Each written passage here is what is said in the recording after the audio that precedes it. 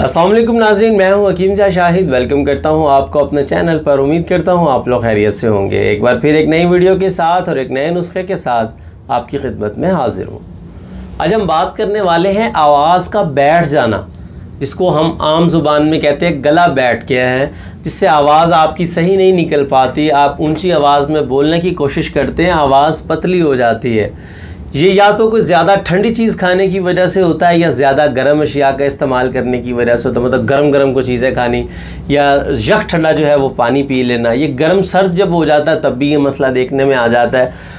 तो ख़ास तौर पर ये नुस्खा जो नात ख़ां हज़रात हैं या जो कुरान पाक के कारी हैं, जो तिलावत कलाम पाक करते हैं, उनकी आवाज़ बैठ जाती है। आवाज़ ज़ोर लगाना, अक्सर जलसों के अंदर लोग नारे लगा रहे होते हैं बड़ी ऊंची ऊंची, उसके बाद क्या होता है कि आवाज़ बैठ जाती है, स्वेलिंग आ जाती है अंदर। तो खैर आज का नुस्खा बहुत ज़बरदस्त है। सिंपल एक दो चीज़ें हैं वो मैं आपको बताने लगा हूँ। ये आपने चटनी बना के रख लेनी है इसकी और इसको इस्तेमाल करना है। इंशाल्लाह जितनी भी आवाज़ बैठी होगी, एक तो आवाज़ सुरीली होना शुरू हो जाएगी और दूसरा आवाज़ जो बैठी है वो अपनी जगह पे वापस आ जाएगी। नात ख़ां हज़रात भी इस नुस्खा को ज़रूर नोट कर लें, बहुत ज़बरदस्त नुस्खा है।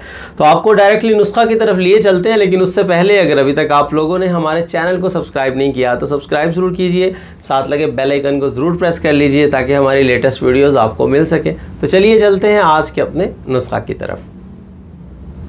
जी नाजरीन, तो आ चुके हम अपने आज के नुस्खा की तरफ। तो सिंपल दो चीज़ें आप लोगों को चाहिए होंगी। नंबर एक पे आप लोगों को चाहिए होगी कबाब चीनी।